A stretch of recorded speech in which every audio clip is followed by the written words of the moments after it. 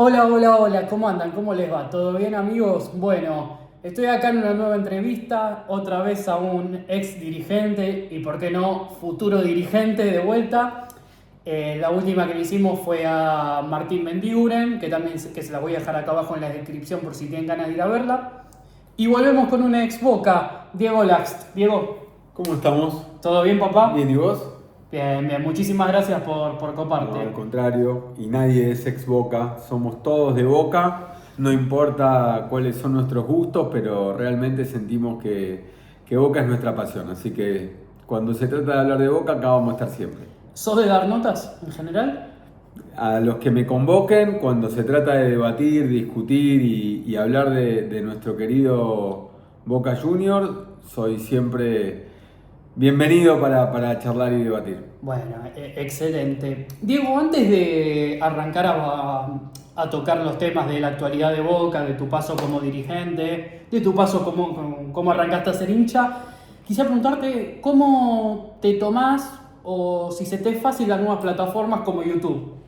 Sí, sí, sí, la verdad que la tecnología vino para quedarse y claramente es un instrumento, sobre todo en las generaciones más jóvenes como vos y nosotros que somos generaciones anteriores nos tenemos que adaptar e inclusive tenemos que aprender de la agilidad y la aceleración que tienen ustedes para poder trabajar en estas plataformas. Así que sí, sí, yo lo disfruto mucho y soy usuario también de las mismas. Ah, bueno, contame un poco cómo es que sos usuario para algún distraído que está mirando del otro lado. Bueno, a ver, esto es muy sencillo. Primero porque soy curioso, me tocó trabajar en una multinacional, me tocó trabajar en una corporación y uno tenía que estar siempre atento a las nuevas tendencias y las plataformas digitales son una nueva tendencia, como te dije, Sí. que están totalmente instaladas y además en este trabajo que también desarrollo para Boca Junior como presidente de Boca La Causa,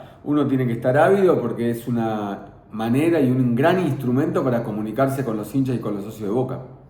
¿Por qué Boca, el nombre Boca la causa? Porque en la década del 70, a finales de la década del 70, un grupo de hinchas Sí.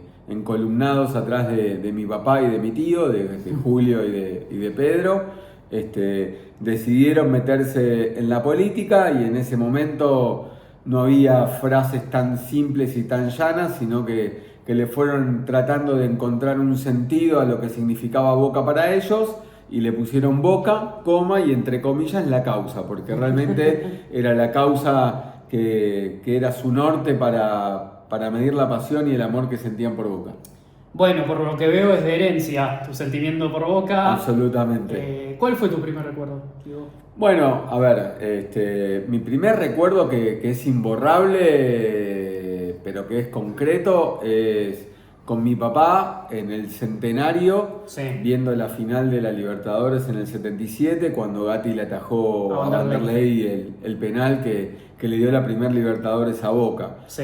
Por supuesto que yo voy de más chico, en ese momento yo tenía 4 años, nací en el 73, pero voy desde los 2 años a la cancha con mi viejo, pero el recuerdo más concreto, más antiguo que tengo latente y que por ahí hay alguna foto que ha registrado de ese momento es con mi papá en el centenario dando la vuelta olímpica Boca campeón de América. ¿Vos diste, no entraste al campo de fútbol? No, no, no, estábamos en la tribuna América, Sí. donde estaba toda la gente de Boca y por supuesto estaba lo que se llamaba la barra de la bocina, que era ese grupo de amigos que con mi papá conformaban una hinchada propia en la tribuna de socios, donde se hizo llamar la barra de la bocina porque con un matafuego y una bocina agitaban el sonido de la bocina cuando Boca salía a la cancha.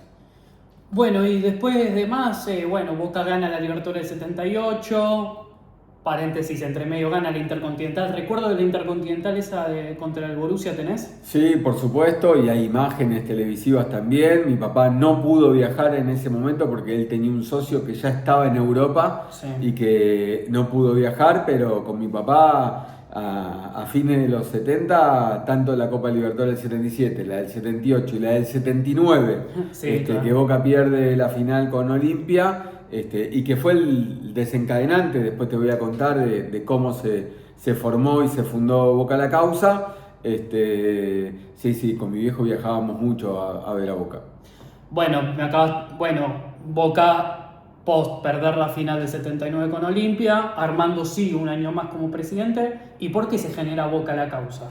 Porque mi papá y mi tío y todo su grupo de amigos hinchas de la tribuna sintieron que el Puma Armando había entregado la final a la Confederación Sudamericana, que había permitido que salga campeón Olimpia, y en reclamo y en protesta a esa situación decidieron involucrarse por primera vez en la política de Boca. Y ahí se conformó Boca la Causa, con un aliado muy pero muy importante en la vida política de Boca, que es Luis Conde, Sí. que después terminó siendo el hacedor de Mauricio Macri como presidente de Boca. Sí. Y en la década del 80, la primera elección que Boca la Causa participó fue en diciembre de 1980, elección que ganó Martín Benito Noel, y que Boca la Causa, pagando su derecho de piso, a pesar de todo su entusiasmo, salió cuarta de 4 listas. Che, yo no sabía lo de Armando. Me acabaste de... Esto va para un recorte. Ver, yo siento que... ¿Pero es información o percepción? No, a ver, no es información, Bueno. es intuición o protesta que Boca la Causa generó contra el Puma Armando en la frustración de haber perdido el tricampeonato de la Libertadores. Claro. Así todo, y yo un poco conociendo la historia institucional de Boca, siento que Macri es el presidente más ganador en la historia de Boca. Eso es un dato igual. Sí, eso es real, es estadístico, Sí. Pero Armando es el segundo presidente en importancia porque fue el presidente con más visión de futuro, más aporte de innovación que le dio a Boca allá por la década del 60 y 70. Claro. Y por supuesto hay que también encolumnarse atrás de Antonio Alegre, a pesar de que Boca la Causa fue oposición de él, pero él fue el principal causante de que Boca hoy todavía esté vivo y saneó al club allá por la década del 90, ¿no? Bueno, de paso voy a pasar el chivo de que también hicimos en esa época la nota a Federico Pollack, que fue el interventor ahí. Sí, por supuesto. ¿Cómo viviste vos, y al ser joven, ¿no? Porque vos sos del 73 y pensás que en el 84 vos tenías 11 años. Sí, pero lo viví en carne propia porque mi papá fue uno de los que participaron de esa reunión de dirigentes que hicieron llamar Los Notables. Fíjense, recortes en la década del 80 del Gráfico, donde, bueno, mi viejo, un joven dirigente de 30 y pico de años, y aportó de su patrimonio personal una cuota aparte de esa comisión de notables que se pusieron de acuerdo, por lo menos para pagar las deudas inmediatas que Boca tenía en ese momento. Y la verdad que yo lo viví, hoy lo vivo con mucho orgullo, que mi viejo haya sido parte de ese salvataje a nuestra querida institución, y lo viví en carne propia, claramente, pues mi viejo era un dirigente muy activo en ese momento, muy joven, con mucho futuro en el club, y que quería meterle todo de sí para salvar a Boca, ¿no? ¿Por qué Boca llegó a esa situación? Llegó a esa situación porque el equipo de dirigentes, entre ellos Martín Benito Noel y el que reemplazó a Noel en el 83, porque en aquella época, en la década del 80 y 90, los mandatos de los presidentes de Boca eran de 3 años, a diferencia de hoy que son de 4. Claro. Y bueno, entre el tendal o la deuda que dejó Noel post Maradona y la falta de capacidad de Corigliano y todo su grupo de dirigentes que lo rodeaban, Boca entró en crisis. Lamentablemente entró en una crisis económica muy profunda, donde primero a través de una convocatoria y después a través de diferentes inhibiciones, este grupo de dirigentes que se hicieron llamar Los Notables iniciaron el salvataje del club. Después, como aprendizaje, en el 80 hubo 4 listas, en el 83 hubo 3 listas, y Antonio Alegre encabezó una lista de unidad que permitió que todos los dirigentes que querían a Boca, en lugar de quererse a sí mismos, en lugar de defender su nombre propio y su orgullo personal, se pusieron a la altura de las circunstancias y con mucho esfuerzo, mucha pasión y mucho diálogo y consenso lograron sacar a Boca adelante. No había grieta. Bueno, es una manera de verlo muy pero muy interesante. Creo que no había grieta, que todos los dirigentes estuvieron encolumnados para poder darle ese salvataje económico e institucional al club, y que la grieta, si me lo permitís, creo que es producto del fallecimiento de Pedro Pompilio. Después, a lo largo del salvataje económico de Alegre con la venta de la Ciudad Deportiva, ¿viste? Cuando hoy es muy fácil y muy de moda decir no queremos que la política nacional se meta en Boca. Sí. Y es verdad, yo no quiero dirigentes que tengan doble comando, que sean dirigentes nacionales o autoridades nacionales y directivos de Boca. Claro. A mí tampoco me gusta eso, porque a mí me gusta que los dirigentes de Boca vivan full life para Boca. Sí. Pero más allá de eso, después de Alegre, que como te dije salvó al club, vino Macri. Macri hizo una transformación de gestión y que dieron su fruto los resultados deportivos, porque ahí es donde logró consolidar que los dirigentes, que el cuerpo técnico, que el plantel y que toda la gente esté alineada para lograr sus grandes objetivos, y esa continuidad que tenía que tener esa gestión dirigencial, porque Mauricio Macri decidió ser autoridad primero en la Ciudad de Buenos Aires como jefe de gobierno, y después tuvo la suerte y el orgullo que tenemos que tener todos los hinchas de Boca, que un presidente de Boca haya terminado siendo presidente de la Nación. Pero la continuidad, que era Pedro Pompilio, duró muy poco, falleció muy rápido, y a partir de ahí hubo un quiebre dirigencial. Hubo un quiebre dirigencial entre macristas y no macristas. Y ahí arrancó la grieta. Yo ahora me quiero meterme más en eso. No te voy a preguntar la gestión de Alegre, la gestión de Macri, porque está toda a la vista. Yo, antes de meterme en ese puntapié inicial para la grieta que genera esta actualidad de Boca, ¿cómo veías vos en el momento, o cómo lo ves hoy, el proyecto de Armando de la Cancha en la Ciudad Deportiva? Bueno, hoy nos hubiera resuelto muchísimos problemas. El primer gran problema que hubiera resuelto es el del filtro discriminador que impuso primero Ameal y que consolidó Riquelme después de la pandemia. Y Armando tenía una visión de un estadio para 100.000 espectadores. Sabía que Boca iba a crecer, sabía que la mitad más uno del país, como él hacía llamar a la hinchada de Boca, necesitaba de una renovación y una expectativa mucho más grande, y ser el estadio más grande de Sudamérica, y tuvo la visión de, con las tierras de Casa Amarilla y un bono de contribución que toda nuestra gente estuvo dispuesto a ayudar, quiso construir un estadio. Lamentablemente, la coyuntura de la Argentina y la ingeniería y las herramientas financieras y económicas que había en aquel entonces no fomentaron y no ayudaron a terminar ese gran proyecto. Pero mirá lo que es la historia de Boca. Ese gran proyecto de un estadio para 100.000 espectadores en la Ciudad Deportiva terminó salvando a Boca, porque a mediados de la década del 90, Menem, que era el presidente de la Nación, le permitió a Boca escriturar las tierras de la Ciudad Deportiva, y Antonio Alegre, como último acto de salvataje para la economía de Boca, le vendió esas tierras a IRSA, levantó la convocatoria de acreedores, levantó todas las inhibiciones finales que había, y el club terminó siendo saneado, para que cuando lo recibió Mauricio Macri le metió inyección económica al club y una transformación institucional tremenda. Bueno, yo justo todo este tema yo lo estoy leyendo en un libro que se llama ¿De quién es Boca? No sé si lo habrás leído. Boca de su gente. De los socios. El libro es el título.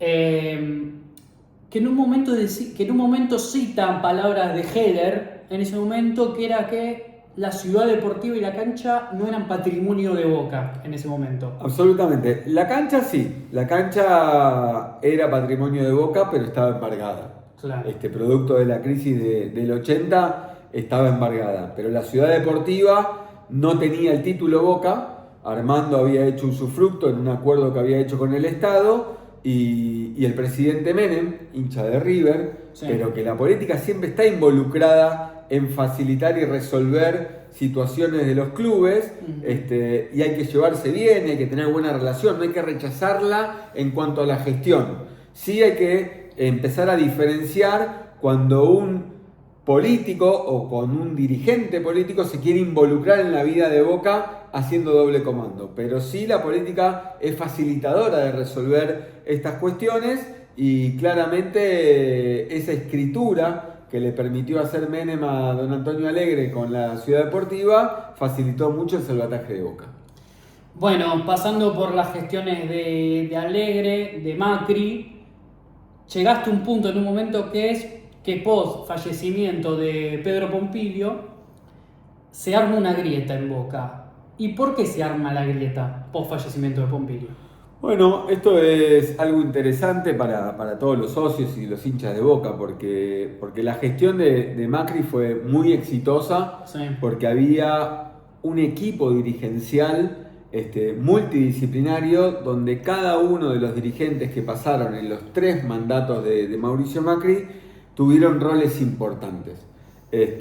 Cuando vos sabés delegar el poder, cuando te sabés acomodar y empoderar a pares de comisión directiva, te permite que la gestión obtenga muy pero muy buenos resultados. ¿Por qué? Porque el presidente se dedicaba a la transformación del club más las decisiones más importantes del fútbol profesional y porque había un cuerpo colegiado que cada uno en diferentes instancias y situaciones cumplía el rol que le había encomendado el presidente.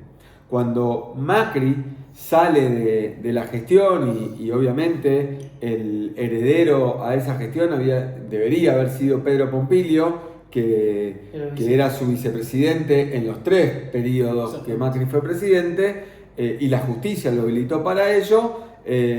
Lamentablemente la salida de Pedro Pompilio fue bastante dolorosa. Sí. Y se genera un quiebre en la comisión directiva. ¿Por qué un quiebre en la comisión directiva? Porque había la mitad de la comisión directiva respetaba o reportaba o representaba al macrismo duro, y la otra mitad de la comisión directiva que terminó encabezando Jorge Amorameal representaba un poco la dirigencia ADN, la dirigencia tradicional de Boca. Eso no ¿Cuál es la dirigencia tradicional de Boca? La que viene del lado de las agrupaciones, la que viene de la gestión de las agrupaciones. Mirá cómo será, Ameal terminó siendo el presidente en ejercicio de ese mandato post fallecimiento de Pompilio, había sido militante de Boca la Causa, ya no participaba y ya no militaba en Boca la Causa, pero terminó quedándose dentro del acuerdo Macri-Pompilio-Ameal. Pero claramente Ameal se comió un personaje que no vio esa comisión directiva cómo estaba estructurada, y hubo un quiebre y claramente la primer gran grieta que sufrió Boca como institución a partir del fallecimiento de Pompilio. Bueno, pero también el vicepresidente de Ameal fue el Tano Beraldi, que el Tano Beraldi no representa también un poco el macrismo duro. O sea, entre las 2 cabezas, ¿no tenías a 2 tipos diferentes? No, en ese momento, si bien José Beraldi había llegado de la mano de Mauricio Macri a la comisión directiva de Boca, sí, tomó una decisión de acompañar a Ameal en las grandes decisiones que quiso desarrollar Ameal. O sea, ten en cuenta algo, Ameal sin poder, con un cargo de prestado, quiso ejercer con autoritarismo la presidencia de Boca. Y claramente le pusieron los puntos, el macrismo en su conjunto le puso los puntos, y él intentó desarrollar una acción política dentro del club totalmente errada. ¿Por qué? Porque las personas vinculadas al fútbol, los que estaban realmente fortalecidos en el fútbol, eran el Tano Beraldi y Caroso Crespi, que eran 2 dirigentes de mucho peso, con mucha decisión, sí, y en el medio le puso a Bianchi. Entonces, Ameal en el medio le pone a Bianchi como manager. Sí, sí, en ese momento era Bianchi manager, y Basile técnico de Boca. Sí, en el 2009. Y a partir de esa discusión y esa armonía, Basile muy soportado por Beraldi y Crespi, sí, y Bianchi muy soportado por Ameal. Y en el medio de eso, todo el macrismo velando por lo que hacía Ameal como presidente. Entonces ahí fue tan difícil gestionar, tan difícil gobernar, que los resultados deportivos y la crisis interna de Boca se vieron muy rápido. No te olvides que después de la salida de Basile, después de la salida de Bianchi inclusive, Boca estuvo Borghi, estuvo el Choco Alves, estuvo Ischia. O sea, no, por eso. O sea, fue, no sé si te suena similar a la actualidad, pero inclusive en un momento de Borghi, Boca estaba empatando con San Lorenzo 0-0 en la Bombonera, sí, y Boca estaba en zona de promoción. Sí. Después sí, le dieron luz verde a Ameal para que su última oportunidad en la selección de un técnico